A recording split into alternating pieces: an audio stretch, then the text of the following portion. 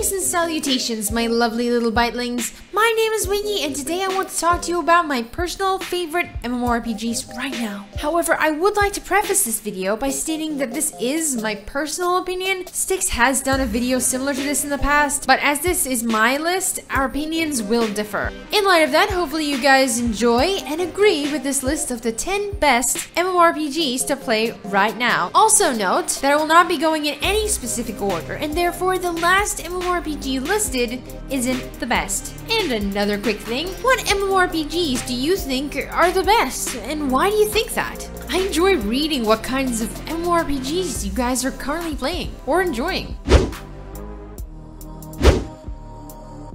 The reasons I enjoy playing Blade and Soul are pretty simple. Blade and Soul is one of the few MMORPGs I've played with a functional story beyond go to X hub and complete X quest. Story in an MMORPG to me is important, as I feel somewhat detached from the overall world if there isn't a basic plot to follow. And although I don't personally read side quest text, I always make certain to immerse myself in the game lore. Coupled with a graphical style that I absolutely love, I mean seriously, Blade and Soul looks amazing.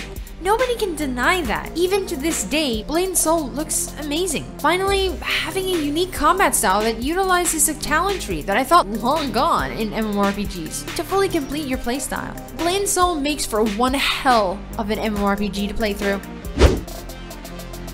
Bless Online, unfortunately, still hasn't come out in the West yet. Nevertheless, we have been playing on the Russian servers until their recent closure, and do plan on migrating over to the Korean servers until its eventual release in the West. Bless Online may not look as fancy as things like Moonlight Blade or Blade and Soul, but it is still a pretty damn nice looking game. Since I played with an English patch on, I had a basic understanding of the story. What really captivated me about Bless though was its huge world. Beautiful character models, and the fact that you can fly. Rarely do MMORPGs give you the ability to actually explore a truly large, fun, open world, let alone explored by air. Bless, though, allows for a complete aerial exploration, and it is an absolute blast.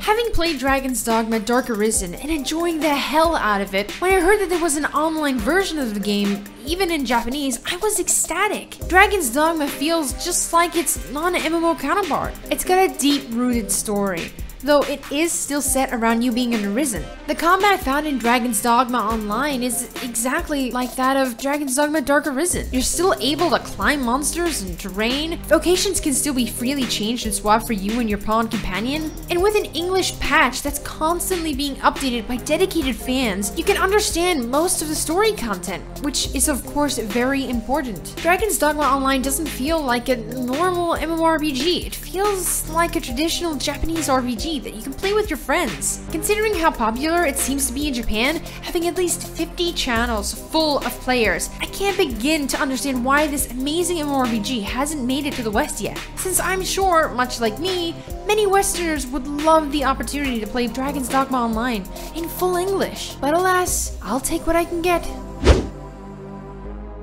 Probably one of my 3 favorite MMORPGs of all time, Final Fantasy XIV is the closest thing I can find to a masterpiece. The leveling experience in Final Fantasy XIV can be tedious for first-time players, but the sheer amount of content found throughout the game, the voice acting, the features, it's truly no surprise the game is able to retain its pay-to-play model. I mean, other than World of Warcraft, there aren't really any other pay-to-play MMORPGs worth investing your time into. The reason I enjoy Final Fantasy XIV is the fact that there is such a strong emphasis on its story, and I mean there is an emphasis on it. Along with the fact that you can level every single class in the game from one single character. Yes, you are fully able to change your class at any time outside of PvP in dungeons or raids. And you have the ability to cross-spec different skills from different classes, making for some unique customizability. Then we have the fact that the game has already received one expansion, with another one on the horizon. The game is constantly being updated with new content and patches.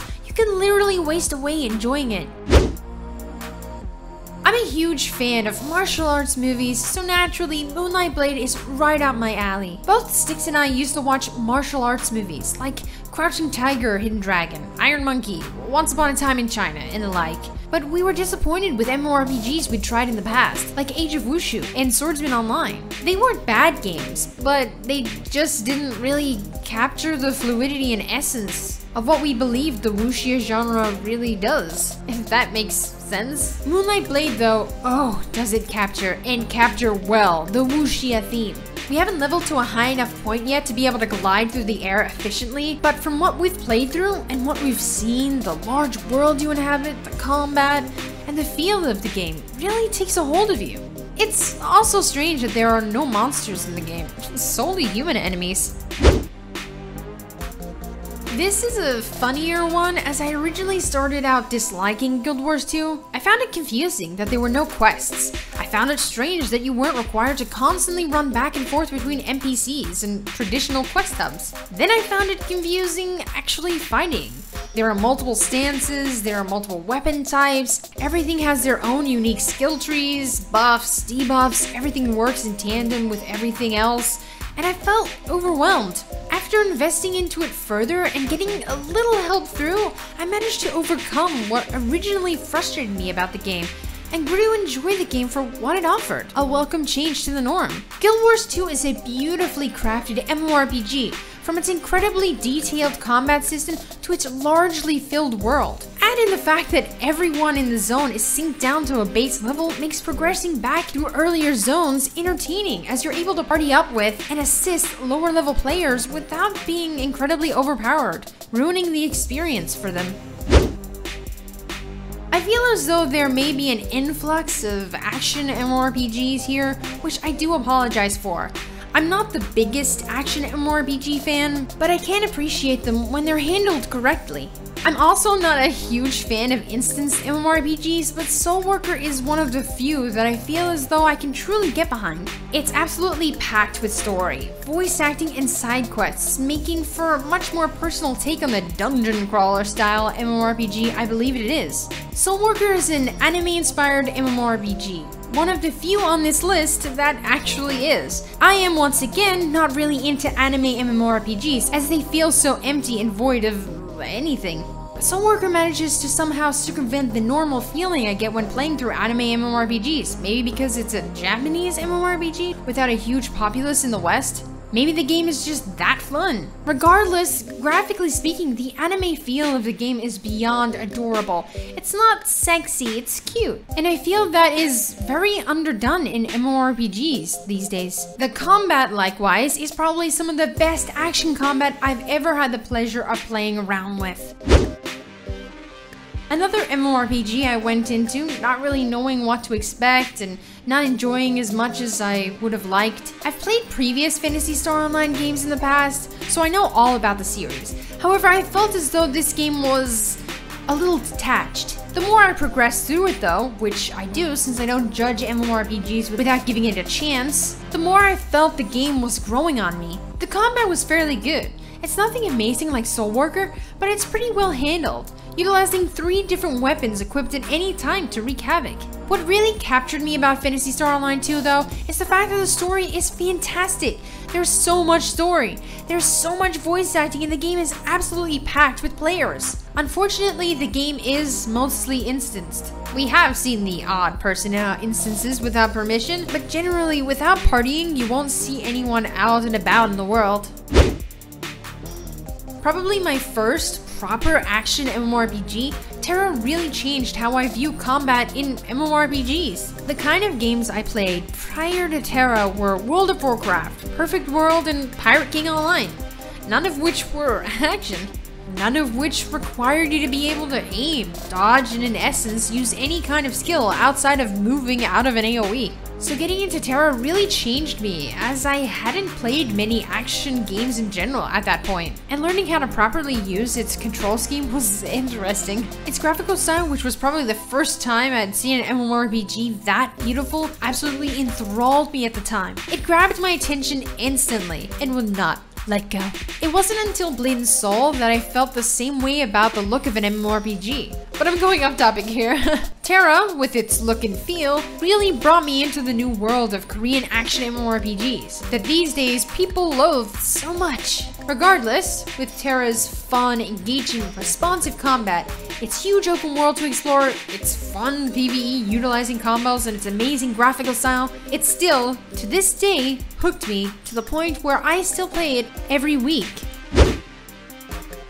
Monster Hunter Online is one of those games that just hooks you. Stix and I haven't been playing it for that long and we already love it.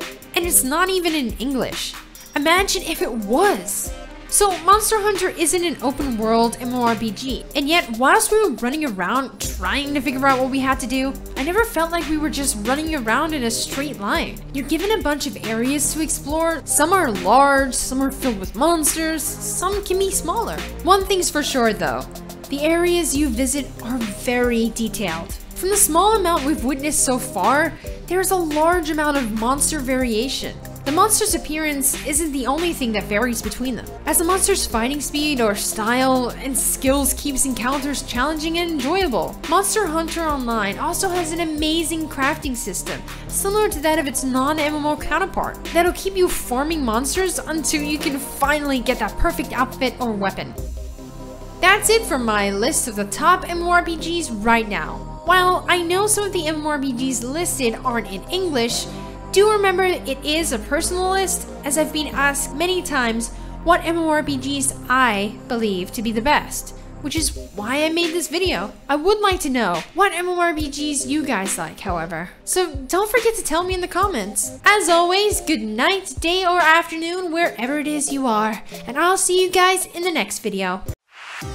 We fell out of love like shooting stars came crashing down, and we're building back up again now. I see your heart, see your mind, see all you hide. I won't let you go, can't let this die. When you lose yourself, I'll be right.